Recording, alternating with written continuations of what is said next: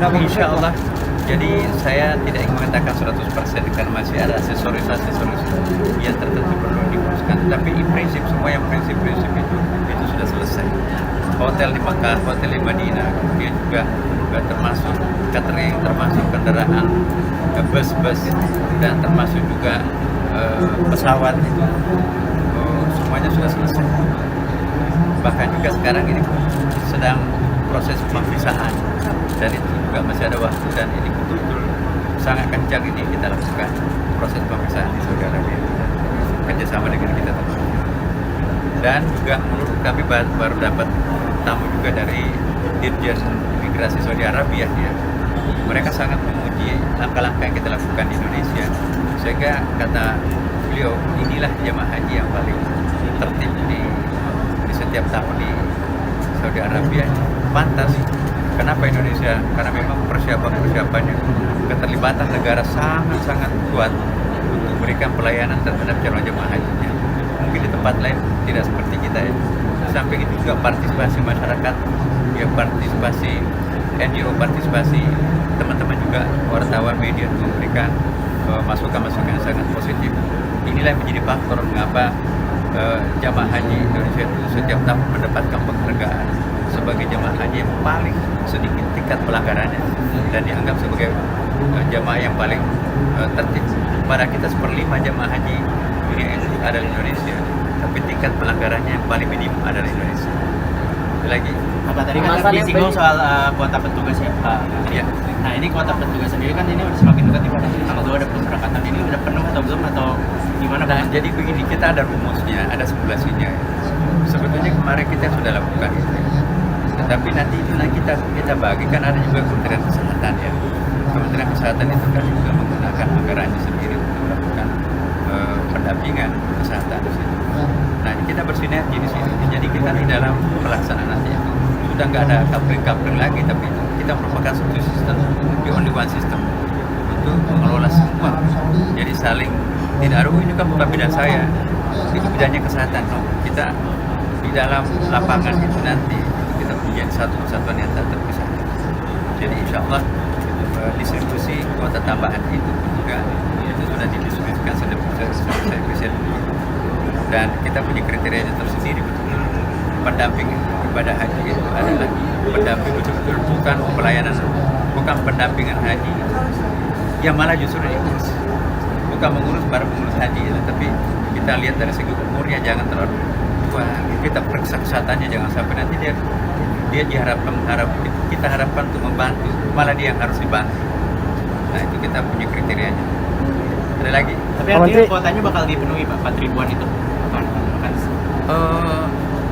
Kita sesuai dengan penganggaran yang ada, karena itu kan juga anggaran kita ya. Kita juga sesuai dengan tingkat kebutuhan harianya. Jadi masih ada waktu 1-2 hari ini untuk mendistribusi ke pos-pos yang dibutuhkan. Ada penambahan fast-track nggak Pak Menteri? Ya? Apa ada penambahan fast-tracknya tetap 3, karena kami juga tidak ingin berani menambah 1 fast-track itu kalau kita nggak siap.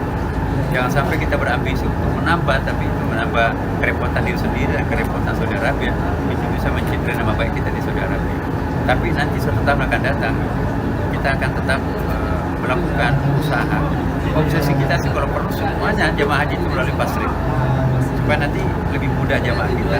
Target kita ke depan itu bagaimana supaya jumlah hari pelaksanaan ibadah haji itu jangan terlalu lama, karena itu kan berkaitan dengan cost ya kan. Yang kedua juga bagaimana supaya proses itu tidak berbelit-belit dengan memanfaatkan IT yang ada. Dan yang ketiga juga bagaimana memudahkan proses pelaksanaan ibadah haji itu dengan melibatkan IT yang lebih sophisticated, yang bisa connect antara Saudi Arabia dengan Indonesia. Insya Allah kita ke depan itu sudah punya gambaran apa yang harus kita lakukan untuk menghemat waktu, menghemat energi, menghemat dana, dan untuk memberikan pelayanan yang terbaik. Insya Allah dengan kolaborasi yang ada sekarang ini, itu bisa menjadi gambaran akan datang bahwa insya Allah makin kesana nanti jamaah haji kita insya Allah akan makin lebih baik. Mohon doanya. Sama untuk pelunasan BPH apa sekarang? Ya. Pelunasan BPH berapa persen sekarang? Ya itu sudah selesai. Bahkan sebetulnya kita mencatat cadangan-cadangan. Kalau misalnya ada tiba-tiba meninggal, ada tiba-tiba sakit, atau karena ada keperluan tertentu nggak bisa menunaikan itu, maka kita sudah punya cadangannya sehingga tidak ada kuota yang tersisa. Dan kita sudah berikan pengertian, istilah kita itu adalah cadangan lunas. Ya. Kalau berangkat alhamdulillah, tapi kita juga minta pengertiannya kalau dia belum bisa berangkat tahun ini, maka tentu juga akan berikan pengertian. Soal kepulangan nih Pak Menteri, ini kan maskapai kayaknya masih dapat kendala karena harus mampir dulu ke Madinah gitu ya. Nah nanti ini ada update-nya nggak sih Pak Menteri? Apakah sekarang udah diizinkan untuk langsung flight dari Jeddah? Itu terjadi setiap tahun sebetulnya. Ini juga terjadi lagi, tetapi ini kita kurang. Dan insya Allah itu sudah dianggap sudah memang seperti itulah kenyataannya. Ya, karena memang begitu banyaknya pesawat, banyaknya orang. Tapi kita juga sudah mengantisipasi termasuk dampak-dampak yang tidak merugikan jemaah. Soal murur dan tenang kan sudah dilakukan sejak tahun kemarin. Ya. Ada perlu dievaluasi dan diapresiasi. Murur itu kan kita sekarang ini, kalau murur itu bukan asal murur. Nah kita murur di sini adalah perjalanan itu tidak terlalu jauh. Ya mungkin ya sekitar 1 kilo lah ya, atau 1,5 kilo. Dan itu disiapkan makanan siap saji di antara mereka itu ya. Jadi ada persiapannya, rutenya. Maka itu kita tidak mengurangi. Tadinya kan kita menargetkan itu 50 ribuan ya. Tapi kita khawatir nanti kalau menggunakan bus tiba-tiba macet atau tidak bisa lewat jalan itu karena begitu banyaknya orang.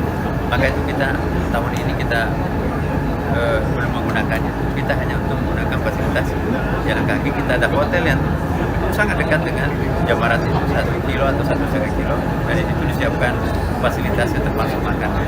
Oke.